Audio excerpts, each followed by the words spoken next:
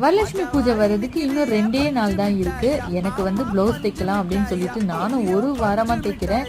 இன்னும் தைச்சு முடிச்ச பாடு இல்லை. இந்த டைலருக்கெல்லாம் இருக்கிற ஒரு பெரிய மைனஸ் பாயிண்டே இதுதான். அடுத்தவங்களுக்கு தைச்சு தரதுக்கு கடகடன் தைச்சிடுவோம். நமக்குன்னு தைக்க வரும் பொழுது கொஞ்சம் லேட்டா பொறுமையா பார்த்து பார்த்து தைப்போம். இந்த ஸ்லீவ் தான் நான் எனக்காக தைச்சது. ரோஸ் இருக்கிற மாதிரி எனக்குன்னு நான் கம்மியாக தான் தைச்சிப்பேன். கைவிட்டு அளவு எண்ணிடலாம், இத்தனை தான் நான் தைச்சிருக்கேன் அப்படின்னு சொல்லிட்டு அவ்வளோ கம்மியாக நான் எனக்காக தைச்சிருக்கேன். ஆனால் அடுத்தவங்களுக்கு தைக்கும் பொழுது வந்து ஒரு இன்ட்ரெஸ்ட்டாக இருக்கும். அது மட்டும் இல்லாமல் அவங்க எதனா சொல்லிடுவாங்களா, தப்பாக ஆயிடுமோ அப்படின்னு சொல்லிட்டு பார்த்து பார்த்து தைப்பேன். மோஸ்ட்லி நான் நிறைய எங்கள் அம்மாவுக்கு தான் தைச்சி தந்திருக்கேன். அவங்களுக்காக தான் நான் இதை படிக்கவே ஆரம்பித்தேன். இந்த பிளவுஸ் எப்படி இருக்கு அப்படின்னு சொல்லிட்டு மறக்காம கமெண்ட்ஸ்ல சொல்லுங்க.